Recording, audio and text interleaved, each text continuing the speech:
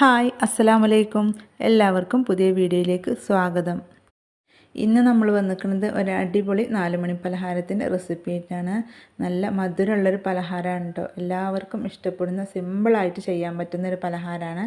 നമ്മളിത് ചെയ്തെടുത്തിട്ടുള്ളത് പച്ചരി വെച്ചിട്ടാണ്. ഇതിന് കൂടുതൽ സമയമൊന്നും വേണ്ട, പെട്ടെന്ന് തയ്യാറാക്കാൻ പറ്റും. നമ്മൾ പച്ചരി വെച്ചിട്ട് കലത്തപ്പമൊക്കെ തയ്യാറാക്കൂലേ, അപ്പോൾ ആ ഒരു രീതിയിലാണ്. പക്ഷേ അതുപോലെയല്ല, നമ്മളിത് ചെറുതായിട്ടാണ് ഉണ്ടാക്കിയെടുക്കുന്നത്. സിമ്പിളായിട്ട് കൂടുതലായിട്ട് മധുരമൊക്കെ ഇഷ്ടമുള്ള ആൾക്കാർക്ക് ഏറ്റവും ഇഷ്ടപ്പെടുന്ന ഒരു സ്നാക്സും കൂടെയാണ്. ഇതിൻ്റെ ഉള്ളൊക്കെ നല്ല സോഫ്റ്റാണ് കേട്ടോ.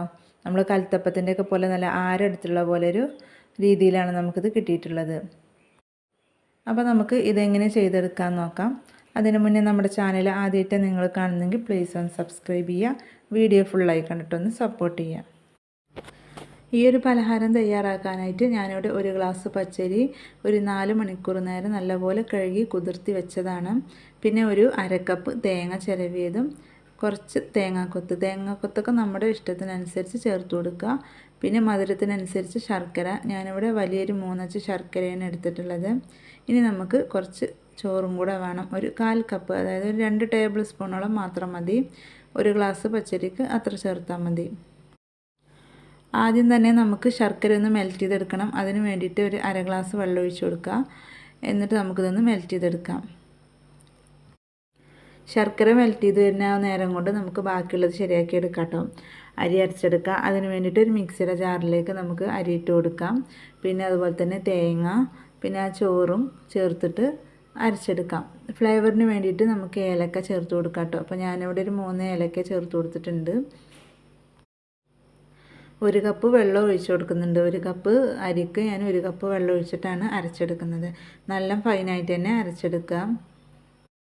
അപ്പോൾ അതാ നമ്മൾ നല്ലപോലെ അരച്ചെടുത്തിട്ടുണ്ട്. നമുക്ക് ഒരു ബൗളിലേക്ക് ഒഴിച്ചു കൊടുക്കാം.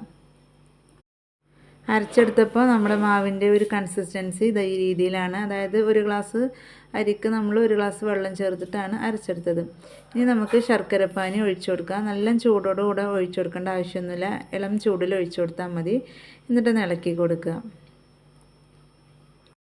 നമ്മൾ ദോശമാവിനേക്കാളും ഒന്നും കൂടെ ലൂസായിട്ട് വേണം ഈ ഒരു ബാറ്റർ തയ്യാറാക്കി എടുക്കാൻ. കണ്ട ഈ രീതിയിൽ വേണം നമുക്ക് കിട്ടാൻ. ഇനി ഇതിലേക്കൊരു 1/4 ടീസ്പൂണിൻ്റെ പകുതി നമുക്ക് ഉപ്പ് ചേർത്ത് കൊടുക്കാം. മധുരം ഒന്ന് ബാലൻസ് ചെയ്യാൻ വേണ്ടിയിട്ടാണ്. പിന്നെ അതുപോലെ തന്നെ ഒരു 1/4 ടീസ്പൂണോളം ബേക്കിംഗ് സോഡ ചേർത്ത് കൊടുക്കുക. നമ്മുടെ അപ്പം ഒന്ന് നല്ലപോലെ സോഫ്റ്റായി കിട്ടാനാണ്. ബേക്കിംഗ് സോഡ ചേർത്ത് കൊടുത്തിട്ട് നല്ലപോലെ ഇളക്കി യോജിപ്പിക്കണം. ഇനി നമ്മളിതിലേക്ക് തേങ്ങാക്കൊത്താണ് ഇട്ട് കൊടുക്കേണ്ടത്. അത് നമുക്ക് നെയ്യിലൊന്ന് വറുത്തെടുത്തിട്ട് വരാം. അതിന് വേണ്ടിയിട്ട് ഒരു പാത്രം സ്റ്റൗവിൽ വെച്ച് നല്ലപോലെ ചൂടായതിൻ്റെ ശേഷം അതിലേക്ക് 1 ടേബിൾ സ്പൂണോളം നെയ്യ് ഒഴിച്ച് കൊടുക്കുക. നെയ്യൊക്കെ നമ്മുടെ ഇഷ്ടത്തിനനുസരിച്ച് ഒഴിച്ച് കൊടുക്കുക കേട്ടോ. നെയ്യിൻ്റെ ഫ്ലേവറൊക്കെ ഉണ്ടെങ്കിൽ നല്ലൊരു ടേസ്റ്റ് ആയിരിക്കും. നെയ്യില്ലെങ്കിൽ നിങ്ങൾക്ക് വെളിച്ചെണ്ണയിലോ അല്ലെങ്കിൽ സൺഫ്ലവർ ഓയിലൊക്കെ ചെയ്തെടുക്കാം. നെയ്യാകുമ്പോൾ നല്ലൊരു ടേസ്റ്റ് കിട്ടും തന്നെ ഉള്ളൂ. ഇനി ഇത് നല്ലപോലെ ഒന്ന് കളർ മാറുന്നത് വരെ നമുക്കൊന്ന് റോസ്റ്റ് ചെയ്തെടുക്കണം.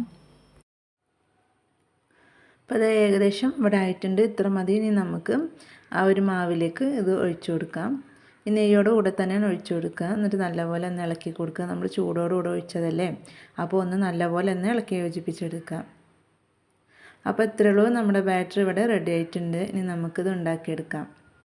ഈ ഒരു പലഹാരം തയ്യാറാക്കാൻ ഇതുപോലത്തെ ഒരു പാൻ ഉണ്ടെങ്കിൽ അതെടുക്കുകയാണ് നല്ലത്. അല്ലെങ്കിൽ നിങ്ങൾക്ക് നിങ്ങളുടെ കയ്യിൽ ഏത് പാനാണെങ്കിൽ അതിനനുസരിച്ച് തയ്യാറാക്കാം കേട്ടോ. ഇതാകുമ്പോൾ കുറച്ച് നെയ്യ് ഒഴിച്ചു കൊടുത്തിട്ട് നല്ലപോലെ ചൂടായതിന് ശേഷം അതിലേക്ക് ഒരു തവി മാവ് ഒഴിച്ചു കൊടുക്കാം.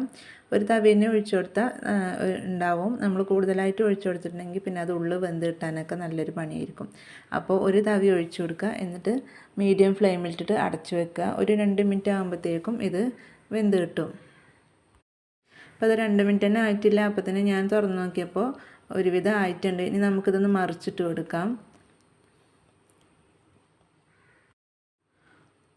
അപ്പോൾ ഇതാ ഇവിടെ നമ്മുടെ പലഹാരം ഇവിടെ റെഡി ആയിട്ടുണ്ട്. അപ്പോൾ ഇത്രയേ ഉള്ളൂ, വളരെ സിമ്പിളാണ്. കണ്ടോ, കാണുമ്പോൾ തന്നെ അറിയാം നല്ല സോഫ്റ്റ് ആയിട്ടുള്ളൊരു പലഹാരമാണ്.